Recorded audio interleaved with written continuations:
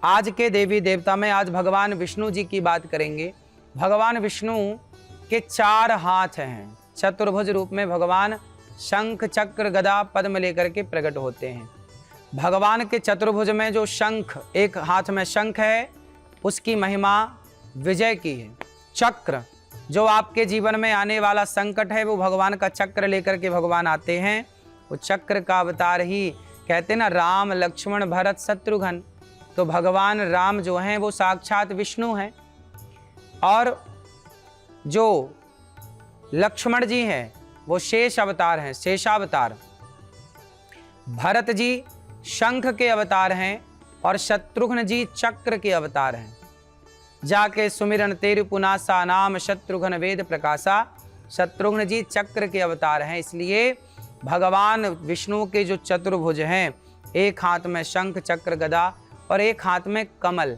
भगवान के एक हाथ में कमल क्यों है?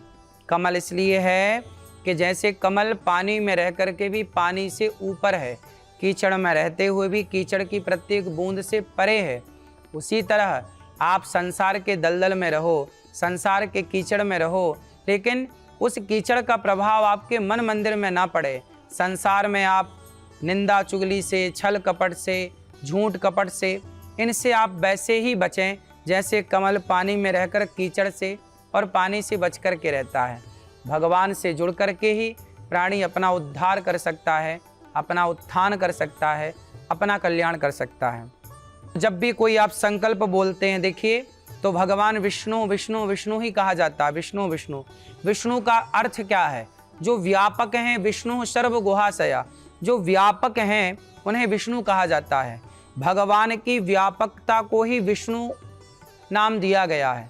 तो भगवान जो कण कण में हैं वही विष्णु हैं, कण कण में जो समाहित हैं।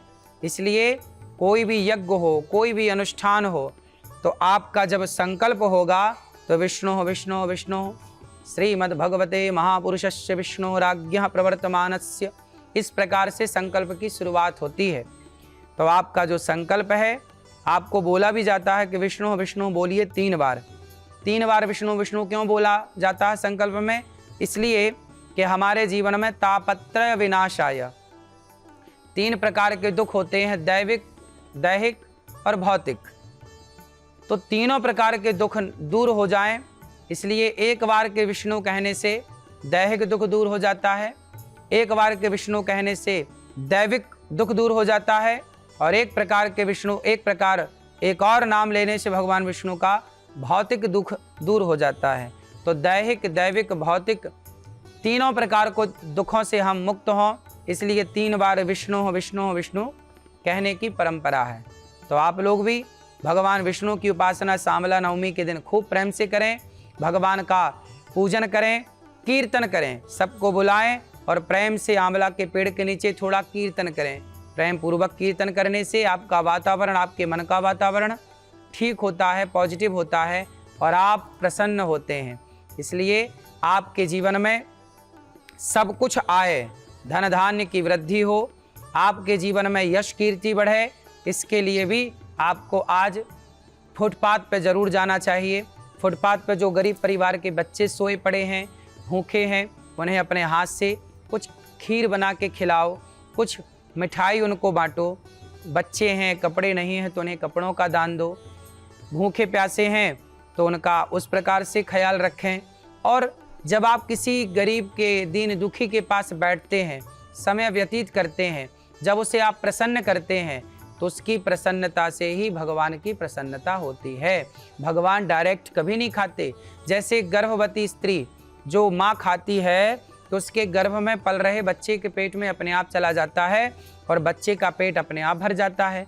माँ का खाया पिया जैसे बच्चे के पेट में चला जाता है, उसी प्रकार जब दीन दुखी खाते हैं, भक्त खाते हैं, ज़रूरतमंद खाते हैं, तो भक्तों का खाया पिया भगवान के पेट में अपने आप चला जाता है। भगवान कभी डायरेक्ट नहीं खाते, किसी दीन दुखी के द्वारा खाते हैं। इसलिए किसी रोते को हंसाओ। इस अक्षय नवमी के दिन आप संकल्प लें, किसी रोते को आप हंसाएंगे, किसी भूखे को भोजन देंगे, किसी गरीब के पास बैठकर थोड़ा समय बिताएंगे, बातें करेंगे, अच्छी बातें करेंगे।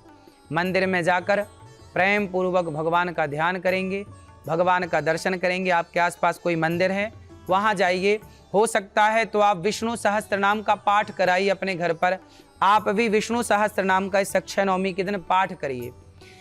जो अनेक रूप रूपाय विष्णवे प्रभु विष्णवे, भगवान विष्णु सहस्त्र नाम का जब आप पाठ करते हैं और विष्णु सहस्त्र नाम से आप 1000 तुलसी के पत्ते तोड़ करके भगवान विष्णु को 1000 नाम से आप अर्चन कर सकते हैं। ये बहुत शुभ कार्य होगा, आपका दिन मंगलमय होगा, आपके जीवन में नाना प्रकार के कष्ट टलेंगे, सुख शांति समृद्धि का एक प्रवेश होगा। तो आप अर्चन कर सकते हैं, तुलसी से भगवान को प्रसन्न कर सकते हैं। राधे राधे।